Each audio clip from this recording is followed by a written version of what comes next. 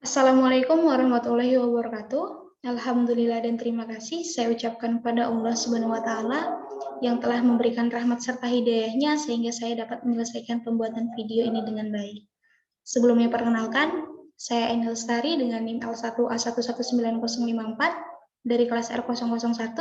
Saya merupakan mahasiswa dari program studi kehutanan Fakultas Pertanian Universitas Jambi angkatan 2019, yang dimana pada kesempatan kali ini kami ditugaskan oleh Bapak Dr. Fors Bambang Irawan, SPMSI PU, selaku dosen pengampu pada mata kuliah silvikultur. Pada kesempatan kali ini, saya berharap semoga teman-teman semua selalu dalam keadaan sehat walafiat dan tidak kurang suatu apapun. Pada siang hari ini, saya akan menjelaskan atau memaparkan terkait topik pembahasan yaitu teknik penanaman. Kegiatan penanaman tidak akan pernah terlepas dari bidang kehutanan. Tanpa adanya kegiatan penanaman, tujuan utama dari bidang kehutanan tidak akan terlaksana dengan baik ataupun gagal. Seperti yang kita ketahui, kegiatan penanaman merupakan kegiatan inti dari budidaya hutan yang mencakup area yang luas dan memerlukan biaya yang besar sehingga diperlukan ataupun dibutuhkan keterampilan yang cukup untuk menghasilkan tanaman yang baik pula. Memasuki yang selanjutnya, adapun kegiatan-kegiatan dari penanaman itu sendiri, yang pertama itu adalah pemilihan jenis bibit yang akan ditanam. Pemilihan jenis bibit tentunya sesuai dengan keinginan kita. Dalam bidang ini, kita akan meliputi apa saja. Contohnya yaitu dari beberapa jenis tanaman kehutanan, biasanya beberapa masyarakat ataupun organisasi ataupun yang lainnya, mereka menanam untuk dikelola atau mendapatkan hasilnya. Ada juga beberapa masyarakat yang sengaja menanam yang diambil untuk fungsi ekologi ataupun udara ataupun kondisi lingkungan sekitar. Yang selanjutnya yaitu persiapan lapangan. Hal ini harus kita sesuaikan dengan jenis tanaman yang harus kita tanam, yang akan kita tanam di lokasi tersebut. Usahakan lokasi tersebut terjangkau ataupun dekat dengan sumber air, baik itu sungai maupun rawa. Yang selanjutnya yaitu penentuan lokasi ataupun jarak tanam, yang dimana ada beberapa jenis tanam yang dimana bahwasanya ketika kita menanam jenis tanaman tertentu, contohnya yaitu tanaman karet, apabila kita terlalu rapat menanamnya, tanaman tersebut tidak akan tumbuh dengan baik. Yang selanjutnya yaitu pemasangan ajir, di mana pemasangan ajir ini berfungsi untuk penentuan lokasi ataupun kedudukan dari tanaman yang akan kita tanam. Sudah sesuaikah dengan keinginan atau belum? Biasanya pemasangan ajir ini diperuntukkan untuk jenis tanaman di bidang pertanian, contohnya yaitu pada perkebunan sawit, agar kondisi ataupun penggunaan kawasan dapat seefisien mungkin dan sesuai dengan keinginan. Yang selanjutnya yaitu pembuatan lubang tanaman, usahakan dalam dan jangan sampai akar ada yang tertekuk karena hal ini akan mengakibatkan tanaman tidak tumbuh dengan baik. Yang selanjutnya yaitu adalah pengangkutan bibit dari lokasi persemaian ke lokasi penanaman. Yang selanjutnya yaitu kegiatan penanaman dan dilanjutkan dengan kegiatan pemeriksaan pekerjaan ataupun evaluasi penanaman yang telah kita lakukan. Dan selanjutnya yaitu adalah jenis-jenis penanaman. Jenis penanaman yang pertama itu digunakan untuk penanaman rutin produksi, yang kedua yaitu penanaman pengayaan, yang ketiga reboisasi ataupun penghijauan, yang keempat bentuk konservasi jenis, dan yang terakhir yaitu adalah bentuk rehabilitasi lahan bekas tambang. Adapun tujuan dari penanaman itu sendiri yaitu mendapatkan tegakan yang sehat serta memiliki persediaan tanaman yang cukup di masa yang akan mendatang. Tanaman yang sehat dapat dihasilkan dari bibit yang sehat pula. Maka setiap unit penanaman dianjurkan untuk memilih bibit yang siap yang ditanam di lapangan. Selain itu, cara penanaman bibit yang benar perlu diperhatikan karena cara penanaman sangat berpengaruh terhadap pertumbuhan bibit di lapangan. Hal ini disampaikan oleh Afri Marta pada tahun 2003. Lanjut, selanjutnya adalah pemilihan jenis pohon. Pada kegiatan penanaman, pemilihan jenis pohon perlu diperhatikan dalam jenis memilih pohon. Yang pertama, yang harus kita pahami bahwasannya yaitu jenis dari penanamannya. Yang kedua, kecocokan jenis dengan tempat tumbuhnya atau lokasi penanaman. Yang ketiga yaitu ketersediaan bibit yang akan ditanam. Dan yang keempat adalah teknik budidaya yang telah dikuasai dan mempunyai nilai ekonomi yang tinggi setelah dipanen.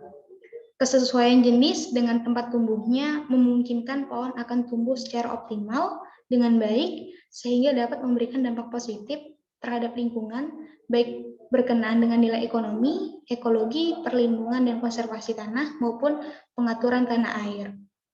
Acuan untuk memilih jenis tanaman, yang pertama itu adalah kegunaan dan manfaat jenis yang diusahakan, yaitu kayu, bukan kayu, baik itu diantaranya buah, daun, akar, dan bunga, dan juga dari fungsi lain, baik itu dari ekologi dan juga konservasi. Yang kedua yaitu nilai ekonomi ataupun di pasar. Yang ketiga yaitu mampu beradaptasi dengan kondisi lingkungan yang ada. Kemampuan beradaptasi ini ditentukan oleh kemampuan tanaman untuk tumbuh pada suatu kondisi lingkungan tertentu. Berdasarkan kemampuan ini, maka tanaman dapat dikelompokkan menjadi dua kelompok. Yang pertama yaitu adalah kelompok tanaman lokal, yaitu di mana tanaman ini, jenis tanaman lokal, secara alami tumbuh pada suatu lokasi. Contohnya yaitu adalah Dipterocarpaceae atau kelompok meranti, sungkai, jelutung, termbesu, bulian, dan lain-lainnya. Yang kedua yaitu jenis dari luar atau ekotik, di mana jenis tanaman ini sengaja ditanam pada suatu lokasi yang secara alami jenis tanaman tersebut tidak tumbuh. Contohnya yaitu jati, karet, dan lain-lainnya.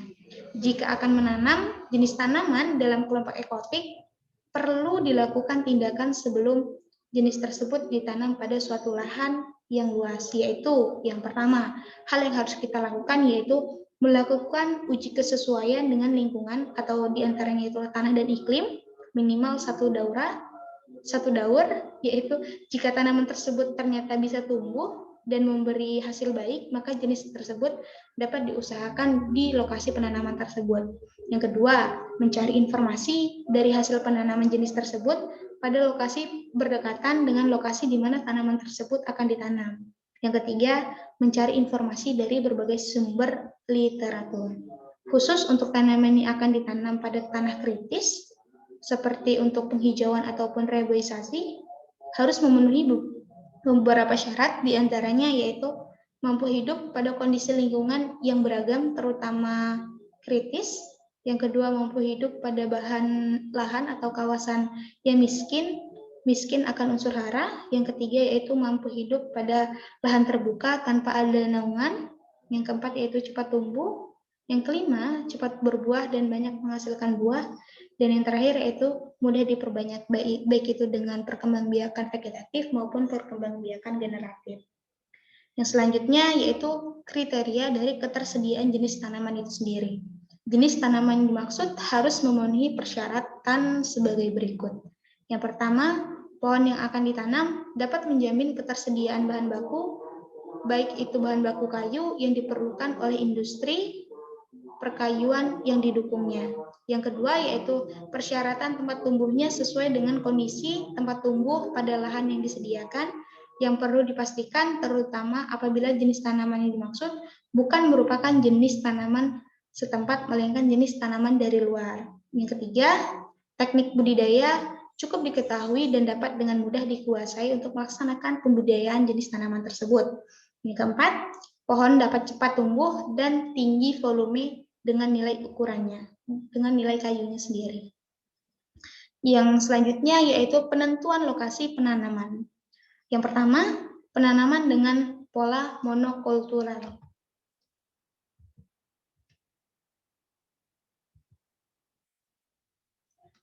Penanaman dengan pola monokultur yaitu penanaman satu jenis tanaman, yaitu dengan kelemahannya sendiri memberi peluang beberapa berdayanya hama ataupun penyakit yang tidak akan pernah putus dan juga terjadinya ledakan hama karena persediaan makan yang tercukupi. Karena jenis tanaman yang ada pada lokasi ini adalah sama semua. Yang selanjutnya yaitu pola tanaman hutan campuran atau biasa disebut dengan sistem agroforestry, di mana pada lokasi ini atau pada kawasan ini biasanya tanaman pokok ataupun tanaman utamanya biasanya yaitu tanaman baik itu tanaman kehutanan penghasil kayu, baik adapun pertanian. Dan biasanya yang sering kita temui yaitu pada perkebunan kelapa sawit yang diselingi dengan beberapa jenis tanaman pohon mahoni, baik itu makropila maupun mahagoni. Yang selanjutnya yaitu adalah penanaman tumpang sari, di mana penanaman ini tanaman pokok dan di antara tanaman pokok juga ditanam satu jenis tanaman lain. Tanaman sela ditanam saat penanaman tanaman pokok dan umur tanaman sela harus lebih pendek dari tanaman pokok yang ada pada kawasan lahan pertanian tersebut. Lalu, apa kelebihan dan kelemahan pada sistem penanaman dengan monokultur? Yang pertama, keuntungan dari pola ini adalah dengan luasan yang sama akan diperoleh volume kayu yang lebih banyak tentunya karena kualitas yang lebih baik dan seragam dibandingkan dengan pola penanaman campuran atau tumpang sari. Yang kedua, yaitu pengelolaan juga lebih mudah karena jenis tanamannya seragam. Yang ketiga, pola ini memiliki kelemahan, yaitu diantaranya apabila terjadi serangan hama ataupun penyakit, penyebaran hamanya akan lebih mudah dan juga cepat meluas. Yang selanjutnya, karena kebutuhan haranya sama, maka persaingan antar tanaman sejenis akan lebih besar dan pada pola monokultur lebih tinggi daripada pola campuran maupun agroforestry dan tumpang sari. Lalu apa kelebihan dan kelemahan dari hutan campuran ataupun agroforestry? Hutan campuran terdiri dari beberapa jenis pohon dengan masa tebang yang sama atau berbeda dan memiliki tinggi tajuk yang berbeda. Pola tanaman seperti ini memiliki kelebihan diantaranya yaitu lebih tahan terhadap gangguan hama penyakit. Yang kedua, penggunaan ruangan tumbuh maupun sistem perakarannya lebih baik karena pada dasarnya pada tanaman kehutanan penghasil kayu akarnya akan lebih menjuru ke dalam, sedangkan untuk tanaman pertaniannya itu mereka akan berada pada permukaan atas sehingga tidak terjadi kompetisi pada perebutan unsur hara ataupun sumber mineral yang ada di dalam tanah tersebut. Yang selanjutnya yaitu variasi lahan dapat dimanfaatkan dengan baik dan secara maksimal. Yang keempat, lebih tahan terhadap terpaan angin. Yang terakhir yaitu adalah selain untuk tujuan produksi, cocok diperbolehkan untuk kualitas lahan dan lingkungan. Perbedaan daur tebang atau kombinasi dengan tanaman penghasil produk non-kayu menambahkan keanekaragaman atau diverifikasi penghasil kaya untuk jangka pendek, menengah, dan juga panjang. Yang selanjutnya yaitu adalah pola ini dapat menghasilkan produk yang berbeda. Pola ini dapat menghasilkan produk yang lebih mampu mengikuti perbedaan atau perubahan permintaan yang ada di pasar. Yang selanjutnya, karena masa tebang yang berbeda, jika tidak dilakukan secara hati-hati, maka penebangan akan merusak tanaman lain di sekitarnya. Contohnya yaitu ketika kita melakukan pemanenan pada jenis tanaman kehutanan, usahakan arah tebang tidak mengganggu pada jenis tanaman pertanian yang ada di bawahnya. Dan selanjutnya yaitu kompetisi cahaya, air, dan faktor lingkungan jika perbedaan kecepatan tumbuh yang besar. Yang selanjutnya yaitu pola penanaman tumpang sari, di mana sistem penanaman tumpang sari adalah penanaman atau tanaman pokok yang dikombinasikan dengan tanaman pertanian semusim di dalam satu area kawasan lahan pertanian. Di masyarakat, pola ini dapat diterapkan di lahan tegalan atau pematang sawah. Keuntungan dari sistem tumpang sari itu sendiri yaitu di samping mendapatkan hasil kayu, petani juga memperoleh hasil jangka pendek berupa panen dari tanaman yang tumpang sarikan seperti jagung, kacang, dan juga singkong, talas, tilam, dan empon-empong atau kunir jahe, dan lain-lainnya. Yang selanjutnya yaitu kegiatan pengelolaan tanah dan pemupukan ketika merawat tanaman semusim berpengaruh baik terhadap pertumbuhan tanaman berbeda jenis tersebut.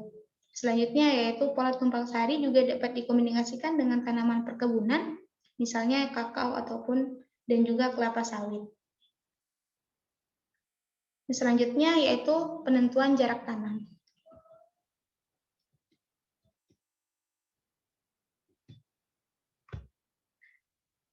Pada penentuan jarak tanam, yang pertama yang harus kita pahami bahwasanya tingkat kesuburan tanah ataupun semakin subur, maka potensi lahan cukup besar menunjang pertumbuhan tanaman tersebut. Yang kedua, jenis tanaman yang ditanam tergantung pada besar tajuk yang akan jenis tanaman tersebut ditanam. Yang ketiga, produk akhir usaha penanaman yaitu pulp dan kertas yaitu 3 meter kali 2 meter dan pertukaran yaitu 3 meter kali 4 meter, 4 meter kali 5 meter, atau 5 meter kali 6 meter. Yang keempat, yaitu teknik silvikultur atau thinning atau panen antara. Yang terakhir adalah gulma. Letak barisan tanaman tergantung pada kondisi lahan atau kawasan perkebunan tersebut. Yang pertama, pada lahan datar, maka letak barisan tanaman adalah utara dan juga selatan. Dan yang kedua, untuk lahan miring, maka barisan tanaman sesuai dengan kontur di kondisi kawasan perkebunan tersebut. Lalu, mengapa jarak tanam harus kita atur? Bahwasanya, mengapa jarak tanam harus kita atur?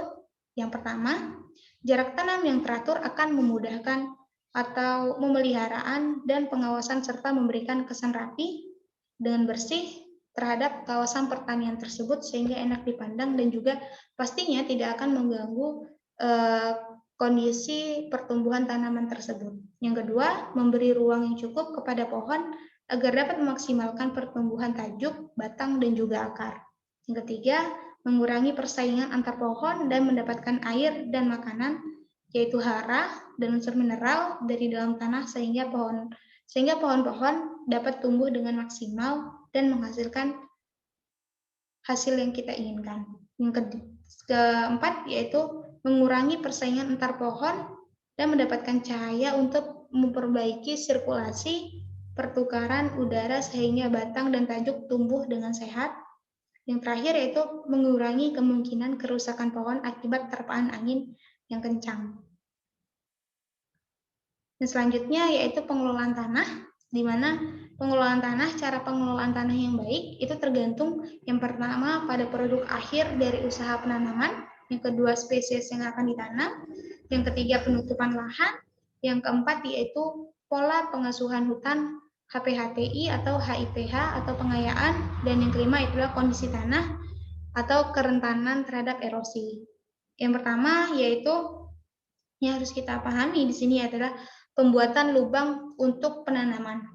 Pembuatan lubang atau lubang tanam ukurannya bervariasi dengan tujuan utamanya adalah menciptakan kondisi mikro terutama untuk memperbaiki agregasi agregat dari kondisi tanah tersebut. Yang pertama jenis tanah dari kepadatan tanah, dan yang kedua itu adalah ketersediaan tenaga kerja yang akan melakukan kegiatan penanaman tersebut.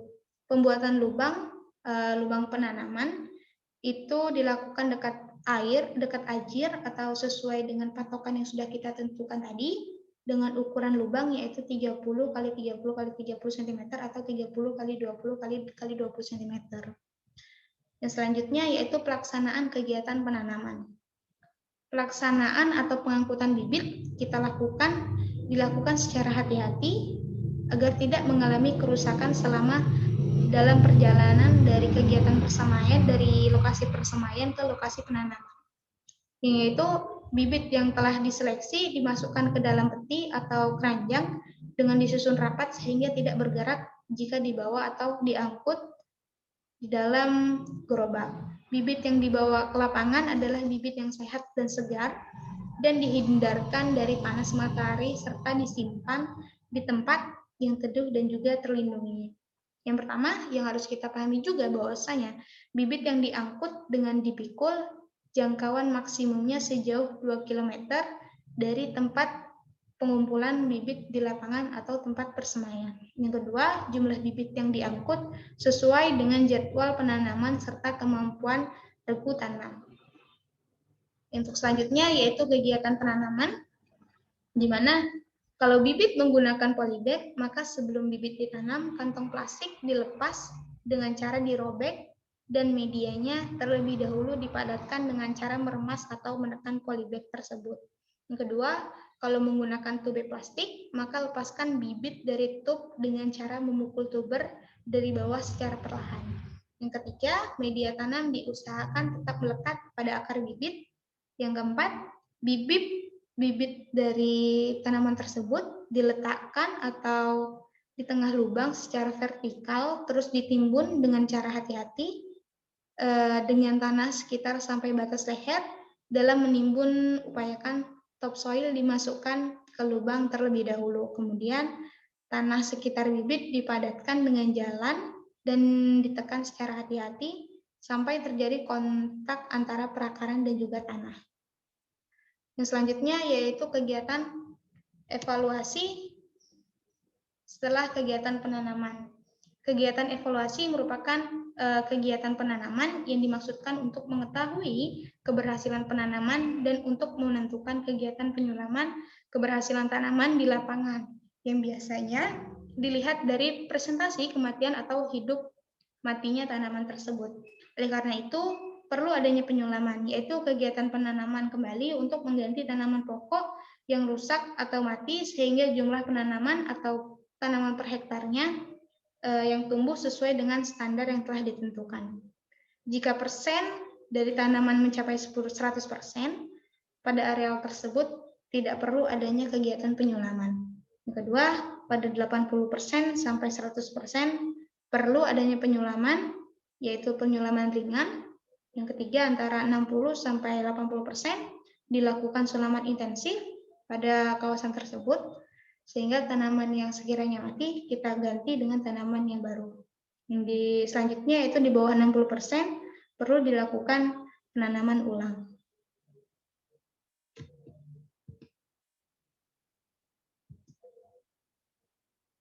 Baik, demikianlah tadi hasil pemaparan dari saya. Semoga bermanfaat untuk teman-teman.